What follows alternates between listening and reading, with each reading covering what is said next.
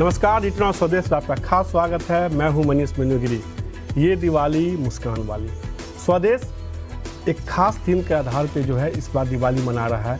ये थीम ऐसा है जो आपके चेहरे पे मुस्कान लाने वाला है, क्योंकि हम चर्चा करने वाले उन तमाम शेयरों के बारे में, उन मुद्दों के बारे में जो कहीं ना कहीं आपको खुशियाँ देती है। क्योंकि दिवाली का मतलब ही होता है हमेशा खुशी। दिवाली सुनते ही फील गुड फील होता है। दिवाली का मतलब होता है मिठाई, दिवाली का मतलब होता है खूब सारे पटाखे, और दिवाली का मतलब होता है खूब सारा उजाला। और ऐसा ही हमने देखा इस साल कई सारे शेयरों में देखने को मिला। कई से शेयर थे जिसमें हमने लंबे समय तक कोई तेज़ी ही नहीं देखी, लेकिन इस साल बीते एक साल में कह सकते हैं दिवाली से लेकर दिवाली तक में एक शानदार रैली देखने को मिली। कहते हैं कि दिवाली तब मनाया गया जब श्री राम अयोध्या लौटे थे वनवास के बाद, और इसीलिए हमने इस थीम को लिया है वनवास से घर वापसी। यानी कि ऐसे शेयर जो नहीं चले, बहुत महीनों तक नहीं चले, सालों तक नहीं चले, लेकिन इस साल उसमें एक बड़ी तेज़ी आई। तो क्या ये तेज़ी इन शेयरों में आगे भी कायम रहेगी? क्या ये शेयरों की तेज़ी आपके लिए एक मौका है मुनाफा वसूली करने का, या ये एक मौका है इन शेयरों पे वापस से खरीदारी करने का? इन तमाम मुद्दों पे चर्चा होगी अगले आधे घंटे में वनवास से घर वापसी शेयर में।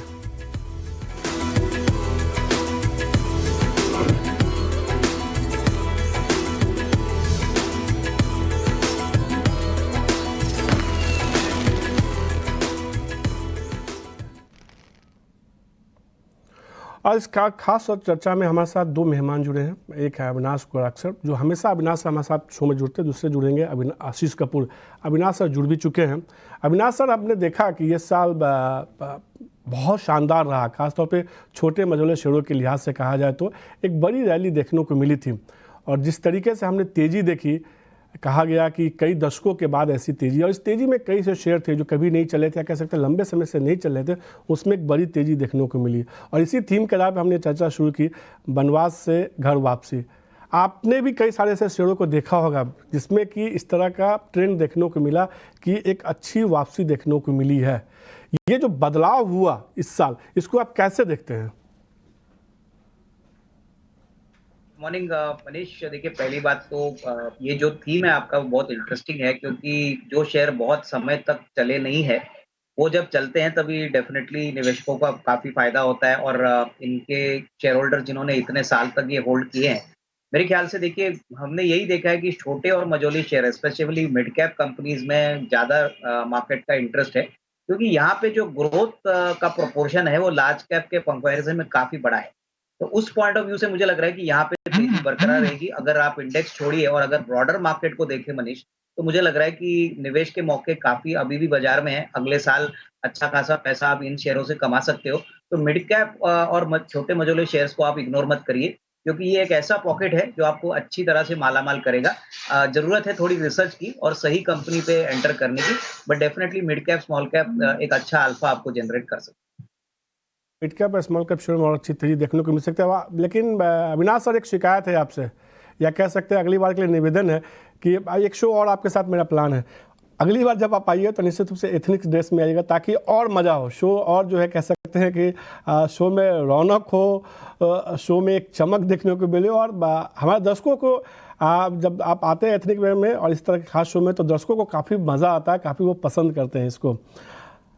बिल्कुल। आशीष सर, यही मैं समझना चाह रहा था। नमस्कार। जिस तरीके से हमने देखा है कि एक बड़ी तेज़ी जो है मिड कैप स्मॉल कैप शेयरों में देखने को मिली, और इस वजह से हमने देखा कि तमाम ऐसे शेयर थे जिसमें बहुत समय तक तेज़ी नहीं थी, लेकिन इस साल बहुत अच्छी तेज़ी देखने को मिली है। इस तेज़ी को आप कैसे देखते हैं?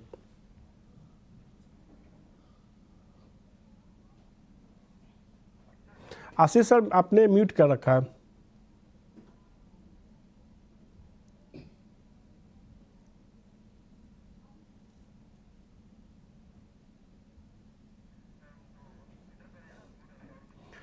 लगता है कुछ ऑडियो प्रॉब्लम हो रही है। आशीष सर के पास वापस जाएंगे, लेकिन वापस से हम स्टॉक्स पे चर्चा करते हैं फटाफट, क्योंकि कई सारे शेयर हैं जो आपके पोर्टफोलियो में, अगर आप जानना चाहते हैं कि इन शेयरों में आप क्या करना चाहिए। और शुरुआत एक सरकारी कंपनी के साथ करते हैं, ITI। ये एक ऐसी कंपनी है जिसको हमने देखा कि एक शानदार रैली देखने को मिली। हालांकि कह सकते हैं कि 2020 से 2022 तक शेयर में कोई तेज़ी देखने को मिली नहीं थी। केवल 1% के आसपास की तेज़ी देखने को मिली थी, लेकिन बीते एक साल में देखिए शेयर में करीब 141% का उछाल देखने को मिला। जिस तरीके से लैपटॉप के को लेकर बड़े ऑर्डर्स मिले और उसका फ़ायदा होता हुआ दिखा, उसका असर देखने को मिला। पूरे इस ITI को लेके अविनाश सर, क्या आपका नज़रिया है? जिस तरीके से तेज़ी देखने को मिली और जिस तरीके से कह सकते हैं टर्न अराउंड स्टोरी देखने को मिली है इस पूरी कंपनी में, आप इसे कैसे देखते हैं? नहीं, बिल्कुल मनीष, मुझे लग रहा है कि देखिए ITI में एक कंप्लीट बिजनेस ट्रांसफॉर्मेशन हो चुका है। इन्होंने पहले तक जो बिजनेस किया वो ज़्यादातर सरकारी कंपनीज के साथ किया, लेकिन अभी इन्होंने जो लैपटॉप स्मैश जो इनका ब्रांड है वो लॉन्च किया है। इससे इनको काफ़ी ट्रैक्शन बिजनेस में मिला है। इनफैक्ट ऑलरेडी हमने सुना है कि करीबन जो गवर्नमेंट स्कूल्स है, वहाँ पे काफ़ी बड़ी ऑर्डर्स मिली है। इनफैक्ट केरला में कोई गवर्नमेंट स्कूल है जहाँ पे करीबन 10,000 लैपटॉप्स का ऑर्डर भी मिला है। ये प्रोडक्ट बहुत ही अच्छी तरह से चला है। सबसे बड़ी बात, काफ़ी कॉम्पिटिटिवली प्राइस्ड है और लेटेस्ट टेक्नोलॉजी के साथ इन्होंने बनाया। तो सबसे बड़ी बात, अभी ये जो B2B और B2C का जो नया प्रोडक्ट इन्होंने लॉन्च किया है, यहाँ पे ट्रैक्शन काफ़ी सिग्निफिकेंट रहेगा और मुझे लग रहा है कि आने वाले 1-2 साल के लिए अगर ये बिज़नेस बड़ा होता है, तो डेफ़िनेटली इसमें मार्जिन्स भी अच्छे बनेंगे और यही कारण है कि शेयर ऑलमोस्ट 100% बढ़ा है। अभी देखिए करंट प्रॉस्पेक्ट्स की बात करें तो मुझे लग रहा है कि देखिए शेयर ऑलरेडी 100% बढ़ा है, तो यहाँ पे निवेशकों को होल्ड करना चाहिए। मेरे ख्याल से अभी कुछ 270, 273 चल रहा है। करीबन हमारा मानना है कि कम से कम 6 से 12 महीने में यहाँ से करीबन 320, 325 का टारगेट प्राइस पॉसिबल है। पर यहाँ पे कोई भी गिरावट अगर आती है तो खरीदने का मौका समझना चाहिए। यहाँ पे ज़रूर अच्छी खासी ट्रैक्शन आपको FY 24 और 25 में देखने को मिलेगी। शेयर है जहां से अविनाश सर को लगता है अच्छी मजबूती देखने को मिल सकती है अगले एक साल में। और इस साल देखिए शेयर में एक शानदार रैली देखने को मिली थी, करीब 143% का टर्न देखने को मिला था, लेकिन अविनाश सर को लगता है कि यहाँ से और अच्छी मजबूती देखने को मिल सकती है। 20-22% की तेज़ी अगली दिवाली तक शेयर में देखने को मिल सकता है। आशीष सर से लगता है वापस से संपर्क जुड़ चुका है। आशीष सर, जैसा भी मैं चर्चा कर रहा था कि इस साल हमने देखा कई से शेयर थे जिसमें तेज़ी नहीं थी पिछले कई सालों से, लेकिन इस साल एक बहुत अच्छी रैली देखने को मिली। ये जो टर्न अराउंड स्टोरी देखने को मिली खासतौर पे स्मॉल कैप मिड कैप शेयरों में, इसको कैसे आप देखते हैं? एक मार्केट में एक तरह से एवरेजिंग रहती है, तो आप देखो तो कहीं ना कहीं जाके रैली जो है मिड कैप में वापस आती है। लास्ट टाइम 2016-17 बहुत अच्छे साल थे मिड कैप के लिए। उसके बाद 3-4 साल जो रैली रही वो ज्यादातर लार्ज कैप की रही। तो एक तरह से मिड कैप में बहुत अच्छा वैल्यूएशन कंफर्ट था जहां से रैली स्टार्ट हुई। अब ये जो करंट इस साल की रैली है, और मेरे मुताबिक मिड कैप में अगर आपने खेलना है तो इसलिए 5 साल का नजरिया होना चाहिए, क्योंकि कहीं ना कहीं जाके जब रैली फंसती है तो वो 5 साल नॉर्मली एक पीरियड लेती है वापस आने में। कई बार जल्दी भी हो जाती है, but normally 5 years is a very comfortable time.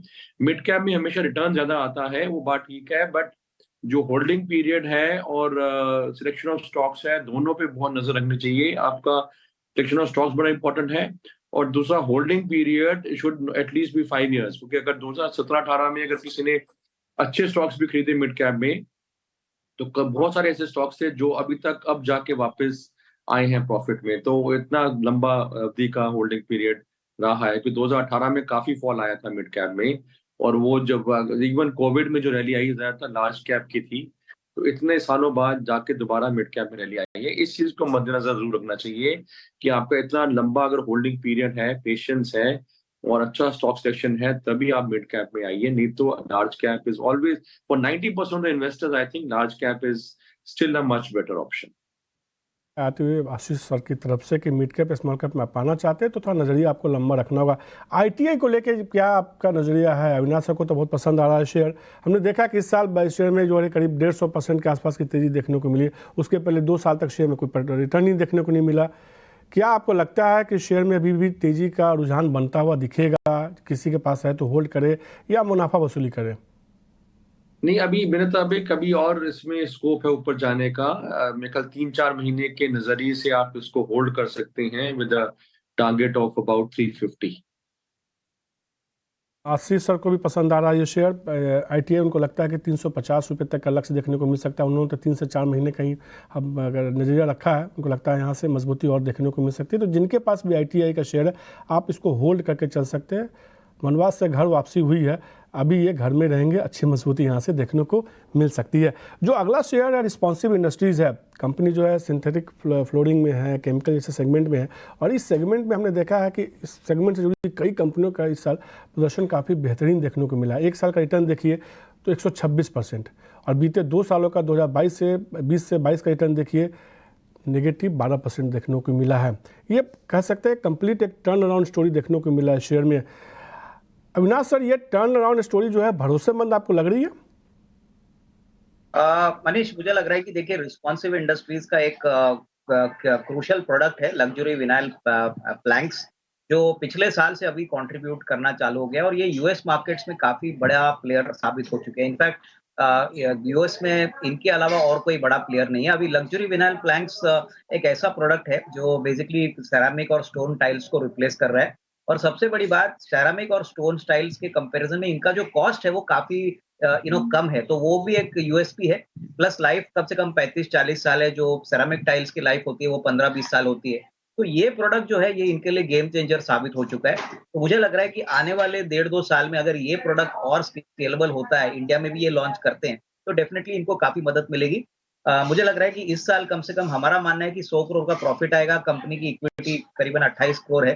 तो यहाँ पे डेफिनेटली शेयर जरूर भागा है, लेकिन कोई भी गिरावट अगर आती है तो आपको इसको एक्यूमुलेट करना चाहिए। हमारा मानना है कि साल भर का नजरिए में कम से कम 402 का एक फेयर वैल्यू बनता है, तो यहाँ पे एक निवेश जरूर बनता है। बट मैं यही कहूंगा कि थोड़ा सा बाय ऑन डिक्लाइन करिए, यहाँ पे अच्छा रिस्क रिवॉर्ड बन सकता है। तौर पे गिरावट अगर आती है तो आप शेयर में खरीदारी भी करके चल सकते हैं, और आपके जिनके पास है वो होल्ड करके चलिए। रिस्पॉन्सिव इंडस्ट्रीज़ में अगले 1 साल में 402 रुपये तक का लक्ष्य देखने को मिल सकता है। अभी करीब 335 के आसपास ये शेयर है, यानी यहाँ से एक अच्छी तेज़ी देखने को मिल सकती है। आशीष सर, आपकी क्या राय होगी शेयर को लेकर? मेरे मुताबिक भी आप इसको होल्ड कर सकते हैं। अभी आई थिंक थोड़ा और दम है स्टॉक में, और 450 का टारगेट है जो कि मेरे मुताबिक अगले 4 महीने में शायद आना चाहिए, मोस्ट ऑफ आना चाहिए। तो उस लक्ष्य को ध्यान रखते हुए आप इसको और 3-4 महीने के लिए होल्ड कर सकते हैं।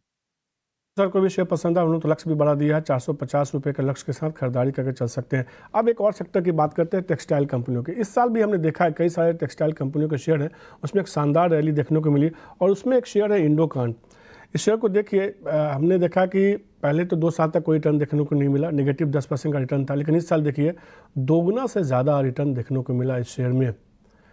और जिस तरीके से हमने देखा है कि कंपनी की जो यूएस डिमांड है उसमें एक शानदार ग्रोथ देखने को मिला, उसका फ़ायदा होता हुआ दिखा है।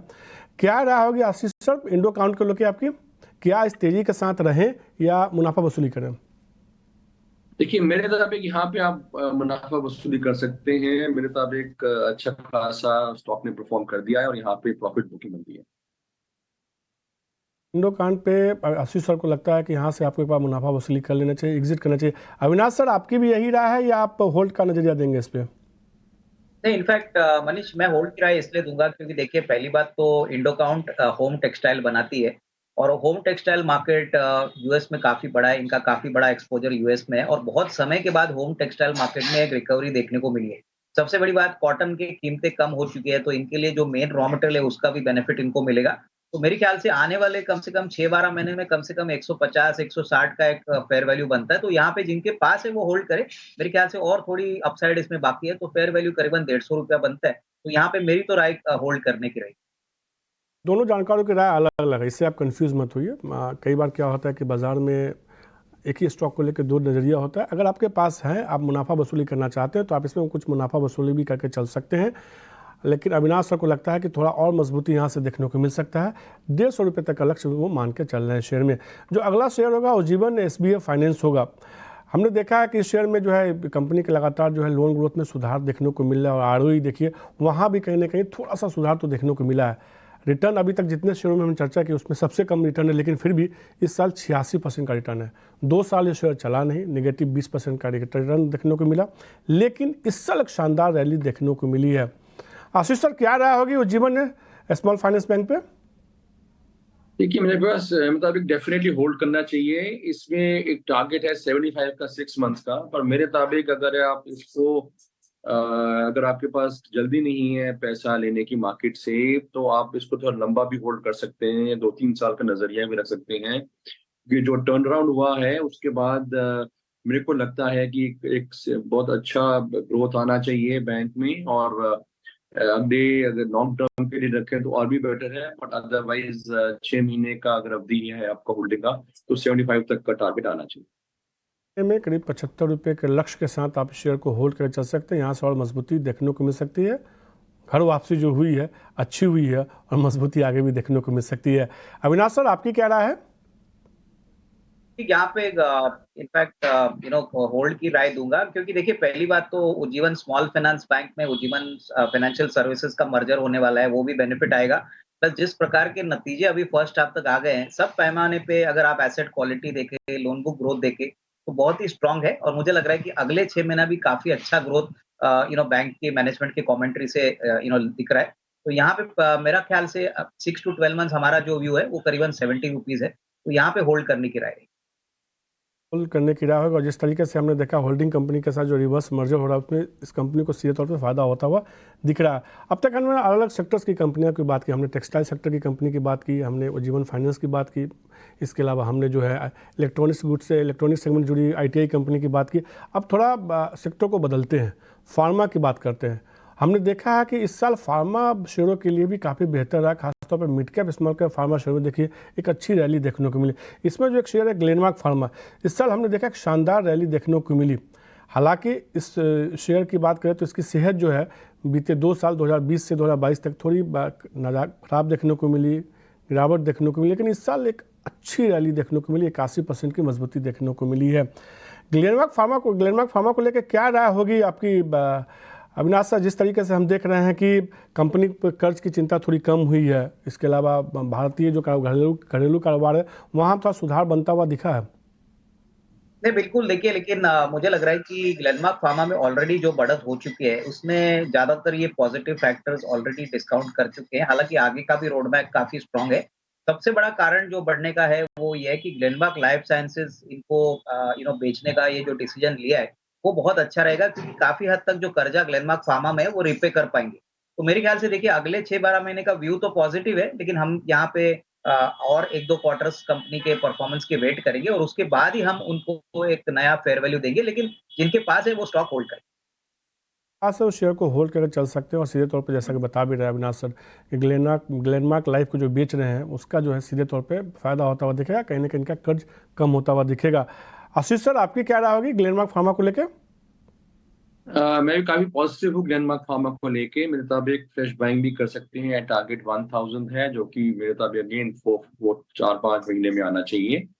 और मेरे मुताबिक कंपनी का टर्नअराउंड काफी रियल है। और दूसरा, एक फार्मा में वैसे भी तेजी आ रही है, सेक्टोरियल अगर देखा जाए तब भी काफी अच्छे टेलविंड्स हैं, और इस कंपनी का काफी अच्छा टर्नअराउंड हुआ है और काफी अच्छे रिजल्ट्स आने की उम्मीद है। तो मेरे मुताबिक ना सिर्फ होल्ड, आप फ्रेश बाइंग भी कर सकते हैं। के पास है आप होल्ड कीजिए, नहीं चाहें तो आप नई खरीदारी करके चल सकते हैं। 1000 रुपये के लक्ष्य के साथ खरीदारी करने की सलाह दे रहे हैं आशीष। उनको लगता है यहाँ से मजबूती देखने को मिल सकती है। अविनाश को भी लगता है कि यहाँ से आपके पास है तो होल्ड कीजिए। 936 रुपये तक का लक्ष्य देखने को मिल सकता है, यहाँ से और अच्छी मजबूती देखने को मिल सकती है। लक्ष्य दिखेगा उनका कहना है अविनाश सर का कि होल्ड करके चलिए, यहाँ से मजबूती देखने को मिल सकती है। जबकि आशीष सर को लगता है कि 1070 रुपये तक का लक्ष्य अगले 2 से 3 महीने में, 4 महीने में देखने को मिल सकता है, 4 महीने में देखने को मिल सकता है। अब जो अगला शेयर है जिसकी मैं बात कर रहा हूँ वो है अरबिंदो फार्मा। जिस तरीके से हमने देखा है कि US कारोबार है, इसमें उनका थोड़ा सुधार देखने को मिला है अविनाश सर। और इन्होंने जो कुछ नए प्रोडक्ट्स लॉन्च किए हैं, माना जा रहा है कि उसका असर जो है FY25 से दिखने लगेगा, अर्निंग्स में कहीं ना कहीं उसका फ़ायदा दिखने को मिल लगेगा। अरबिंदो फार्मा को लेकर क्या कहेंगे? 28% 2 सालों में 2020 से 2022 के बीच में नेगेटिव रिटर्न था, लेकिन बीते 1 साल में कम से कम 78% का पॉजिटिव रिटर्न दिखाने में सफल रहा है। ये देखिए, एक अरबिंदो फार्मा में भी हमको लग रहा है कि जो इम्प्रूवमेंट US मार्केट में दिख रहा है, उसका फायदा जरूर कंपनी को मिलेगा। लेकिन आपको ये बात भी ध्यान में रखनी चाहिए मनीष, कि ये एक ऐसा काउंटर है जहाँ पे हर वक्त मैनेजमेंट ने कोई अनाउंसमेंट किया है, उसके बाद उन्होंने बैक ट्रैक किया है। मार्केट को इसलिए इस मैनेजमेंट से थोड़ा सा कॉशियस व्यू बना रहता है। तो मेरे ख्याल से देखिए, अगर 1-2 क्वार्टर्स और अच्छे ग्रोथ कंपनी दिखाती है, US मार्केट से ग्रोथ जारी रहता है, तो फिर मेरे ख्याल से डेफिनेटली आपको 1100-1200 का भी लेवल मिल सकता है। लेकिन फिलहाल हमारे व्यू से 1-2 क्वार्टर्स वेट करना जारी रहेगा, क्योंकि 935-936 का रेट ऑलरेडी हो चुका है। तो यहाँ पे होल्ड करने की राय with a positive bias. Hold करने की राय है, यहाँ से मजबूती देखने को मिल सकती है। नई खरीदारी करने की राय अरबिंदो फार्मा को लेकर नहीं है। अविनाश सर को लगता है कि 2-3 तिमाही के नतीजों पर ध्यान देंगे, उसके बाद जो है ताज़ा खरीदारी करने की बात करेंगे। आशीष सर, आपकी क्या राय होगी? ग्लेनमार्क पर तो आपने 1000 रुपये का लक्ष्य दिया, यहाँ भी आपको लगता है मजबूती देखने को मिल सकती है अरबिंदो फार्मा में? हाँ जी, ऑरोबिंदो फार्मा भी मेरे मुताबिक काफी अच्छा मजबूत रहेगा और इसमें 1070 का टारगेट है जो कि अगेन एक शॉर्ट टर्म में आना चाहिए। मेरे मुताबिक फार्मा की जो तेजी है ऑरोबिंदो फार्मा में भी हेल्प करेगी और अच्छे खासी जो परफॉर्मेंस आगे चल के आनी चाहिए। आती है अरबिंदो फार्मा में यहाँ से मजबूती देखने को मिल सकती है। 1070 रुपये तक का लक्ष्य देखने को अगले 3 महीने में देखने को मिल सकता है। अब फार्मा के बाद एक ऐसे कंपनी के बारे में बात करते हैं जिसको लेकर इस साल बहुत चर्चा हुई। नया प्लेटफॉर्म लॉन्च हो रहा है, नहीं लॉन्च हो रहा है, लॉन्च हो रहा है, नहीं लॉन्च हो रहा, आखिरकार लॉन्च हो गया और हमने देखा कि शेयर में काफ़ी उछाल देखने को मिला। हालांकि आप देखिए 2020 से 22 में शेयर में रिटर्न देखने को नहीं मिला, लेकिन इस साल 53% का रिटर्न देखने को मिला और बीते 2-3 महीने में ज़्यादा तेज़ी देखने को मिली है। MCX को लेके क्या राय होगी अविनाश सर आपकी? मनीष, देखिए एमसीएक्स में व्यू तो पॉजिटिव है, लेकिन जिस प्रकार से स्टॉक में तेजी हमने देखी है बहुत ही छोटे समय में, करीबन 2640 का अभी प्राइस चल रहा है। मुझे लग रहा है कि ये प्लेटफॉर्म बिजनेस है, स्केलेबिलिटी बहुत अच्छी आएगी। अभी नया टेक्नोलॉजी प्लेटफॉर्म उन्होंने शुरू किया है तो वॉल्यूम्स और भी तेजी से बढ़ेंगे। मार्केट में ये मोनोपोली प्लेयर है कमोडिटीज का, लेकिन फिर भी अगर किसी को खरीदना है तो थोड़े निचले लेवल पे अगर आप खरीदते हो तो आपका रिस्क रिवॉर्ड शायद अच्छा बैठेगा। तो जिनके पास है वो होल्ड करे, बट फ्रेश खरीदारी इस लेवल पे हम नहीं कहेंगे। हमको थोड़ा-सा स्टॉक अगर करेक्ट होता है, डिक्लाइन होता है, तो ही वो बाइंग अपॉर्च्युनिटी रहेगी, लेकिन जिनके पास है वो होल्ड करें। इनके पास है वो होल्ड करके चलिए, नई खरीदारी नहीं करनी है, गिरावट आता है तो खरीदारी करके चल सकते हैं। ये अविनाश सर की राय। आशीष सर, आप भी इसी राय के साथ जाएंगे या आपका नजरिया थोड़ा अलग है? नहीं, मैं बिल्कुल इसकी राय के साथ जाऊंगा। मेरे मुताबिक एमसीएक्स एक छोटी अवधि का टारगेट तो 3000 है, पर मेरे मुताबिक इसमें आप अगर लंबी अवधि के निवेशक हैं और आप होल्ड कर सकते हैं, समय की पाबंदी नहीं, तो आप इसको लंबा 3-4-5 साल के लिए भी होल्ड करें तो बहुत अच्छा रहेगा।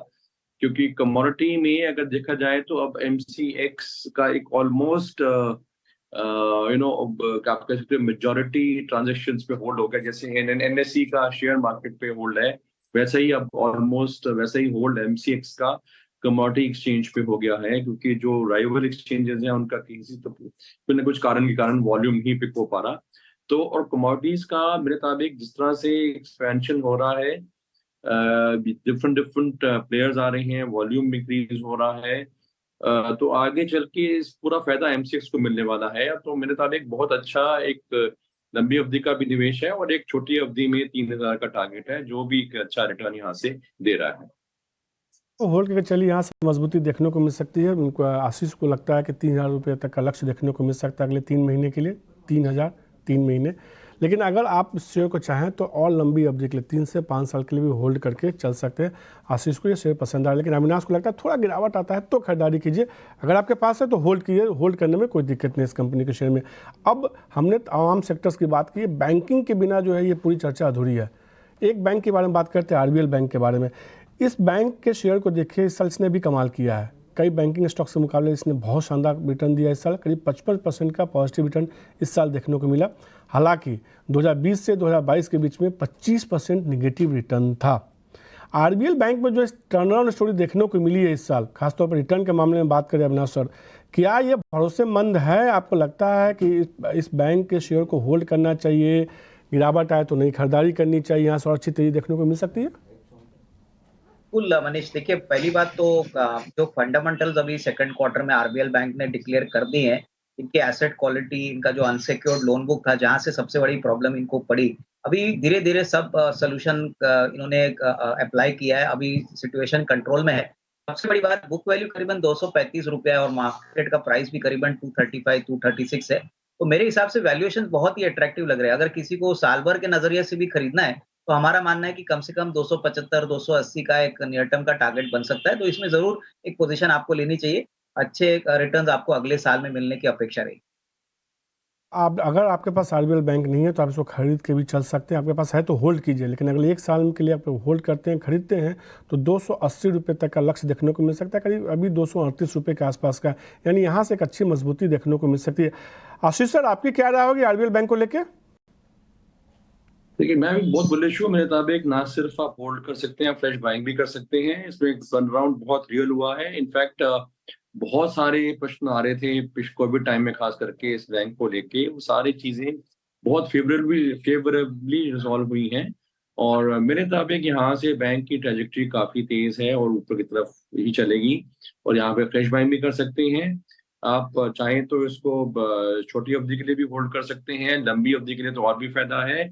ये थोड़ा मैं करेक्ट करूंगा, ये जो 6 महीने का आ रहा है, ये मेरा लॉन्ग टर्म टारगेट है 400 का, जो कि 1 ईयर प्लस हॉरिजन पे होना चाहिए। 6 महीने में 270 से 280 तक का टारगेट है, पर छोटी अवधि में भी काफी फेवरेबल है, और एक लंबी अवधि के लिए रखें तो और भी बेटर है। तो इन्वेस्टर्स इसको डेफिनेटली होल्ड करें और फ्रेश बाइंग भी कर सकते हैं और नई खरीदारी करके भी चल सकते हैं। अविनाश सर को भी लगता है कि अगर आपने नई खरीदारी की है तो आप खरीदारी कीजिए। आशीष, उनको लगता है कि यहाँ से मजबूती देखने को मिल सकती है, वो 280 का लक्ष्य मान के चल रहे हैं। आशीष सर काफ़ी पॉजिटिव है, उनको लगता है 400 रुपये तक का लक्ष्य देखने को मिल सकता है। तो हमने अलग अलग सेक्टर्स के उन शेयरों के बारे में चर्चा की खास तौर पे, जिसमें हमने देखा कि 2020 से लेकर 2022 के बीच में कोई रैली देखने को नहीं मिली, लगातार नेगेटिव रिटर्न देखने को मिला, और इस साल एक शानदार तेज़ी देखने को मिली। कह सकते हैं कि 50 से लेकर 150% तक के रिटर्न देखने को मिला। तो ये बताना बेहद जरूरी था कि जिन शेयरों में रिटर्न देखने को नहीं मिला 2 साल तक, एकाएक अगर इस साल रिटर्न देखने को मिला तो क्या उन शेयरों को अपने पोर्टफोलियो में रखना चाहिए था, क्या उन शेयरों में एक बार मुनाफा वसूली करनी चाहिए थी, ये समझना बेहद जरूरी था। और यही समझने की कोशिश हमने की इन तमाम शेयरों के बारे में अविनाश सर और आशीष सर के साथ, और उन्होंने बताया कि किन शेयरों पर आपको क्या करना चाहिए। सबसे पहले तो आप दोनों का बहुत शुक्रिया हमारे दर्शकों के इस कन्फ्यूजन को दूर करने के लिए कि जिन शेयरों में तेज़ी नहीं थी एकाएक तेज़ी आई तो अब उनको क्या करना चाहिए। और आप दोनों से निवेदन है, स्वदेश की तरफ से भी और मेरी तरफ से भी आप लोग से, कि अगला शो जब आने वाला है आप लोग के साथ जो भी स्पेशल, अभी हम लोग कई सारे शो प्लान किए आपके साथ, पक्का एथनिक वेयर में है, ताकि जो है दिवाली का फील और बेहतर देखने को मिले। आप दोनों का बहुत शुक्रिया। तो आपने देखा एक खास शो जिसमें कि हमने वनवास से घर वापसी के जरिए ऐसे शेयरों के बारे में चर्चा की। ET Now स्वदेश अगले कुछ दिनों तक लगातार इस दिवाली के कवरेज में 80 ऐसे हम शेयरों पर चर्चा करेंगे जो बेहद शानदार है, जिसके बारे में आपको जानना और समझना चाहिए, क्योंकि इन शेयरों में बीते 1 साल में शानदार तेजी देखने को मिली है, या ये वो शेयर हैं जो अगले साल दिवाली तक आपको शानदार रिटर्न देखने को मिलेंगे। तो लगातार आप देखते रहिए ET Now स्वदेश। लेकिन आज के इस खास शो में इतना ही, मुझे दीजिए इजाज़त, नमस्कार।